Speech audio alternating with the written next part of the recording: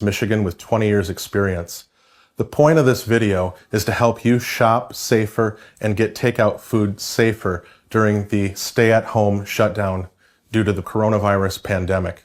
Today is March 24th, and we've been in this for about a week here, and things are just starting to get serious. I'm a healthcare provider under a lot of stress. Please be nice in your comments. We are at stay-at-home orders here in Michigan, and more states are coming on board with this, and our movements are restricted. Italy went on a stay-at-home order on March 10th, and despite that, they posted their greatest death toll on March 20th. So people are moving, and with that movement comes risk. We have a dilemma in society that we need to eat to live, but we also need to get that food. And that getting of food is now risky. And I'm going to help you reduce your risk as you go out into the marketplace.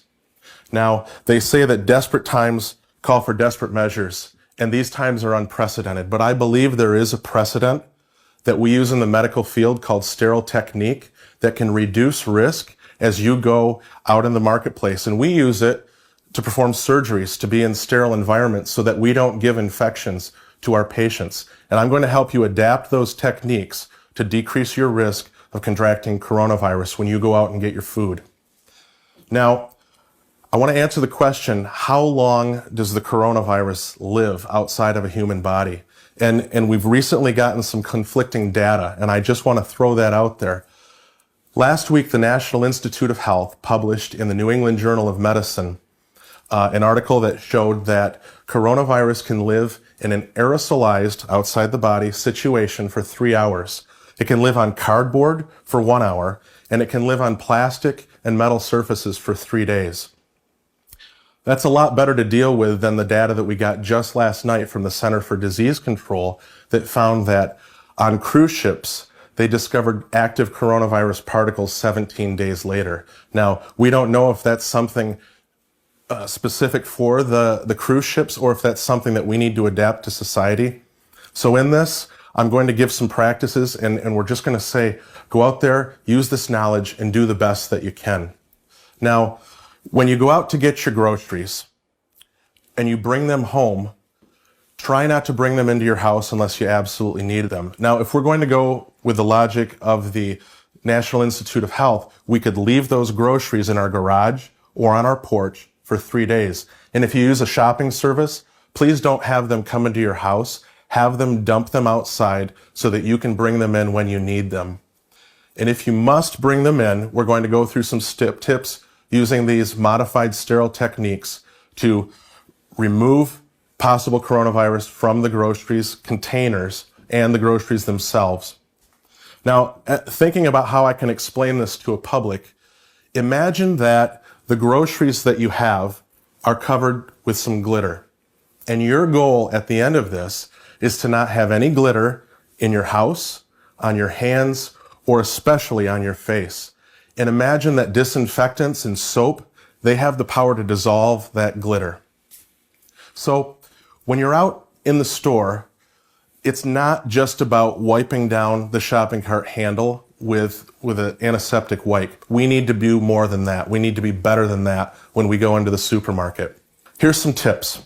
Wipe down your cart. When you look at items and you're considering buying, commit to buy those items before you pick them up.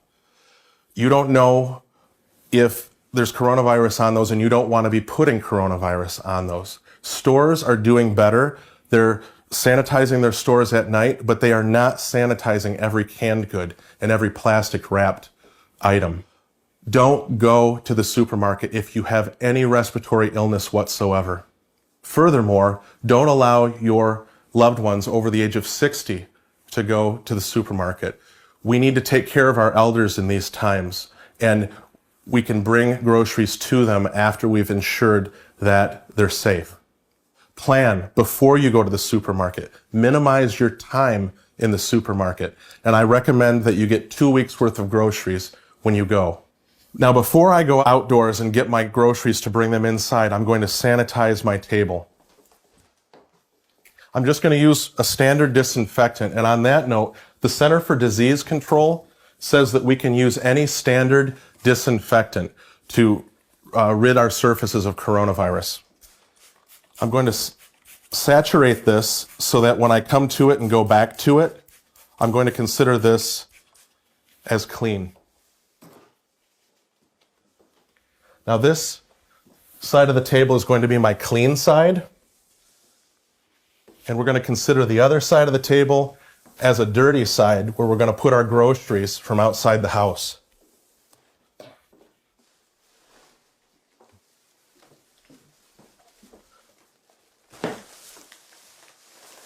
So remember, everything that goes to this side of the table is going to be considered clean and sanitized. Now I have a bag with some medicine in it.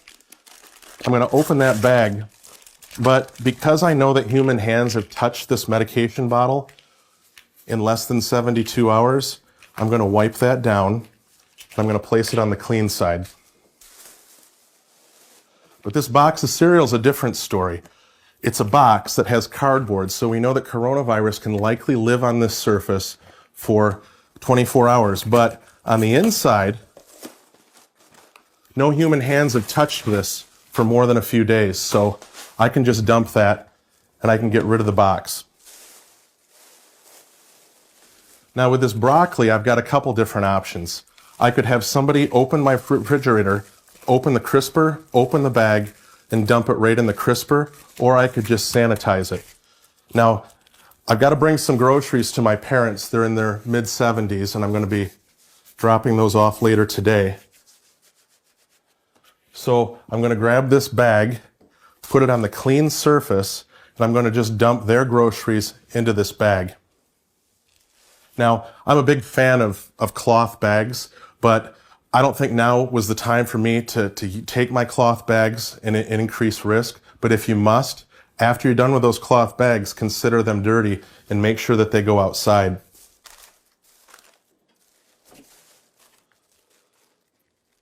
So I'm going to wipe this down and make sure that your rag is good and saturated with disinfectant, because you got to be putting that disinfectant on these groceries, and you got to be making sure that you're scrubbing them.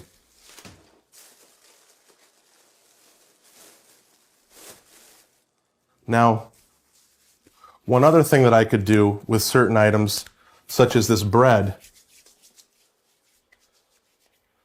is I can use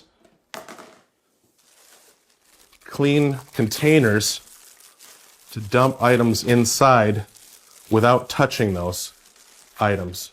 So I'm going to just dump this bread into this container to seal it off and not allow any sort of contamination of the bag.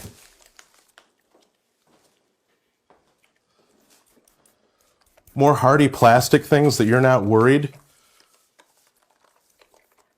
about disinfecting more liberally, you can actually spray the disinfectant right on those items.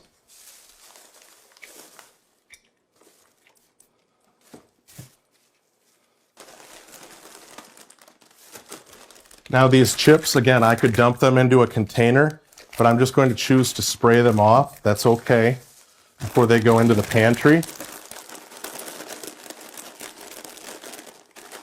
Now, you want to wipe off the areas that you think humans' hands were touching a bit more liberally than the areas that you don't think human hands have touched. That's all common sense stuff. Now lastly, I've got some fruit here, and the way I'm going to handle fruit is I'm going to treat this fruit, which is pretty much porous. It's kind of like our skin. So if I wash that like we should be washing our hands for 20 seconds, then that should be just fine. I'm going to dump it in some soapy water here. And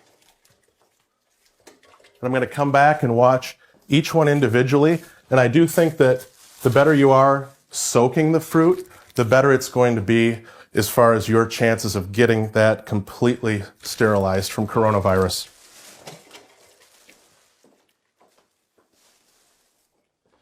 Now let's take care of this fruit.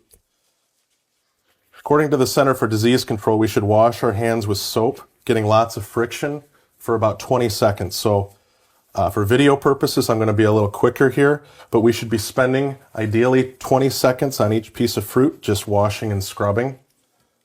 I know all this seems like it's time consuming, but these days, in truth, people do have a bit more time on their hands. Let's be methodical and be safe and not take any chances. What I'm going to do is just rinse it off, try to get all the soap off it, and then we're good to go. Now let's talk about takeout. Okay, so I've just returned from foraging for some food.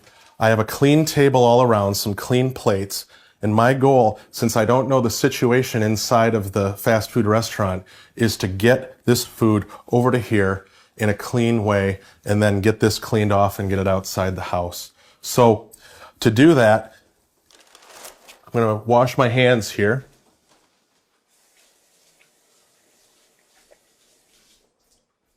Say I did that for 20 seconds with soap and water scrubbing real good. I'm going to open up this. Now, fortunately, the good news is that you don't have to worry so much about the food. Coronavirus does not do well in food, but it's the wrappers that I'm more concerned about.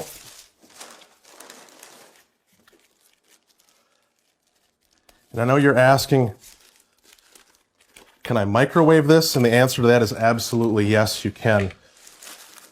Now, I'm not talking about the novel COVID-19 coronavirus. I'm referring to some other coronavirus species, and studies showed that even just a little bit of microwaving takes care of the coronavirus. In addition, heat destabilizes the coronavirus as well.